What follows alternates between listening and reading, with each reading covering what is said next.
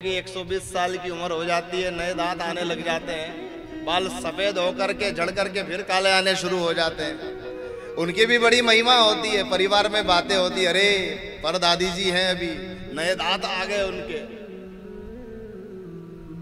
कई करियो 120 साल की उम्र हो गई तो क्या किया?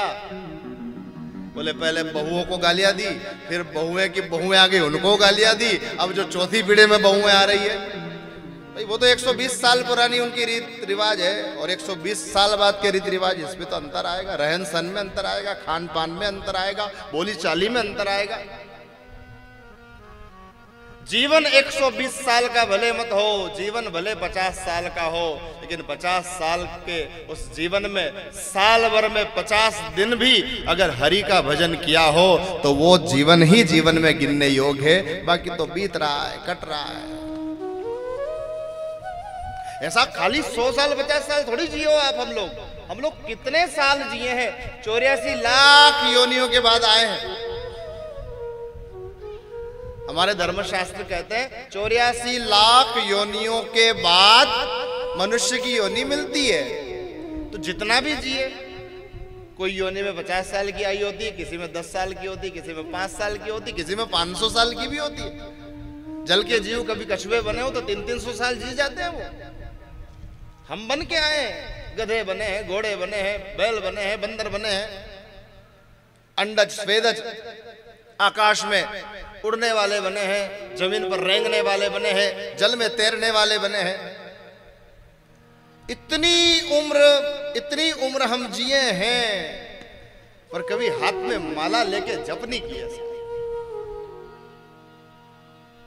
कभी कथा में बैठ करके कीर्तन नहीं कर पाए, कभी नवरात्रि आई आकर के चली गई, कभी व्रत नहीं कर पाए, उपवास नहीं कर पाए, शक्ति के देवी के मंदिर नहीं जा पाए, कभी कोई उपासना नहीं कर पाए, कभी आसन पर बैठ करके थोड़ी देर ध्यान न लगा पाए, कभी किसी यज्ञ में नहीं बैठ पाए, कभी किसी हवन को न करवा पाए। कैसे करवा पाए? गधा जप कर सकता है क्या?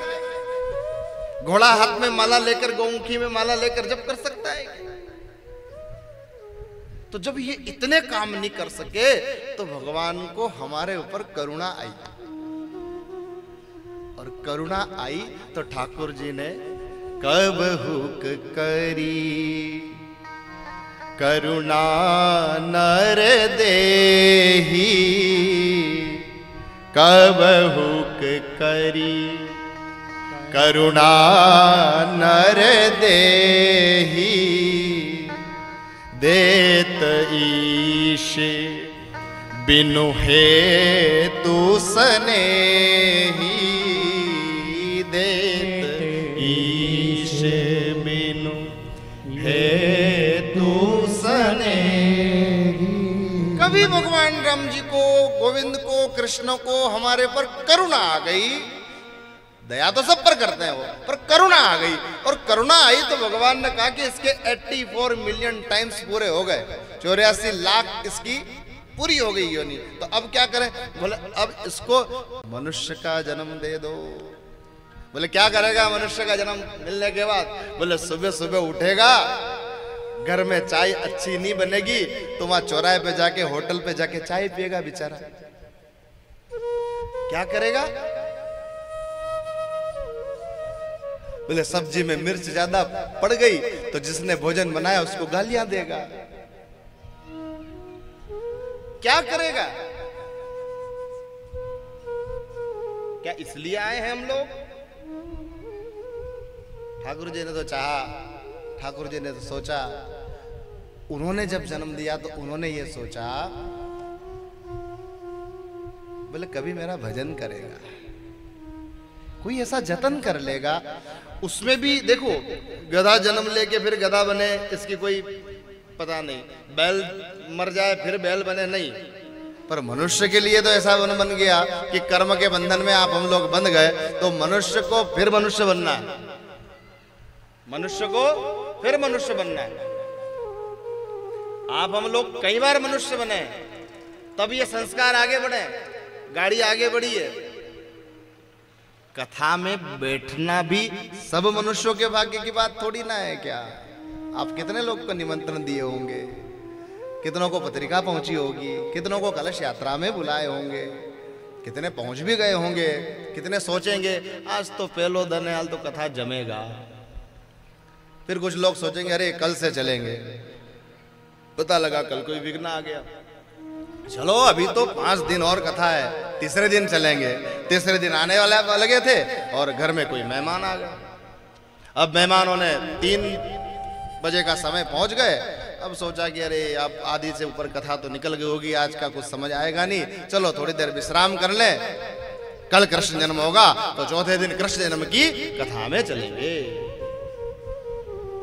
ये सोच करके फिर रुक गए।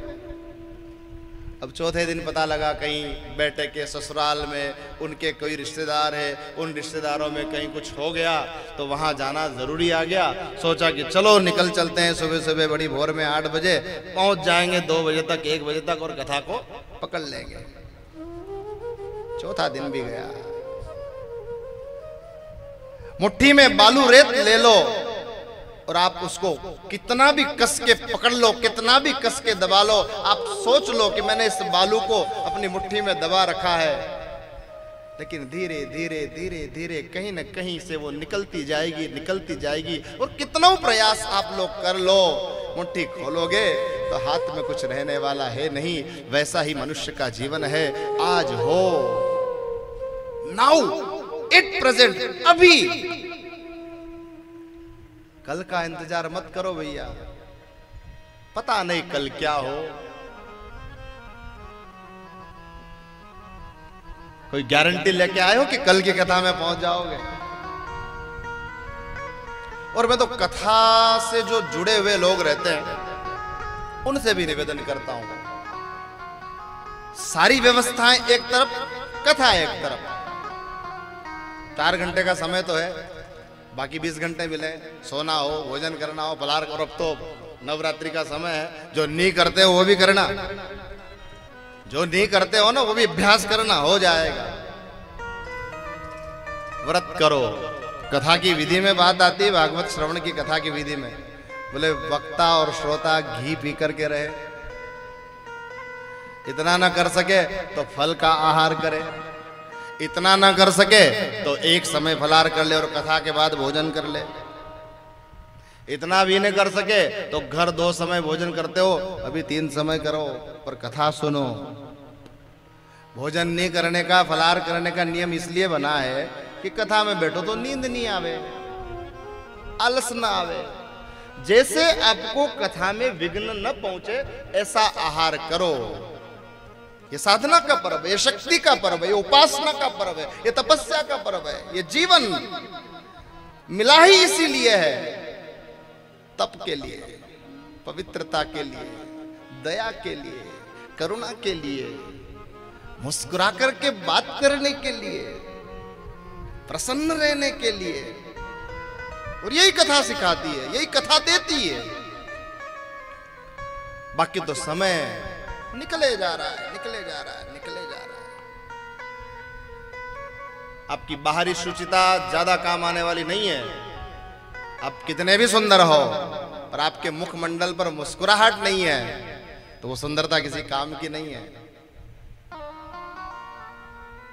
हम कैसे भी हो लेकिन मुखमंडल पर हास्य हो तो 80 साल के बुजुर्ग, बूढ़े दादा दादी भी जब मुस्कुरा करके मिलते हैं ना, तो कितना भी बर्बादी के शिखर पर व्यक्ति पहुंच चुका हो, वो पोता जब घर में पहुंचता है, देखता है हाथ से सब कुछ निकल चुका है, कुछ भी नहीं बचा है, बस अगले ही क्षण आत्मघात करने कई लोग कर लेते हैं।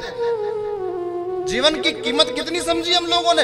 एक सल्फास की गोली खाओ, मरे, जीवन समाप्त। फंदा लगाया गले में, लटके, जीवन समाप्त। इतनी ही कीमत हम लोगों ने जीवन की समझी है भैया।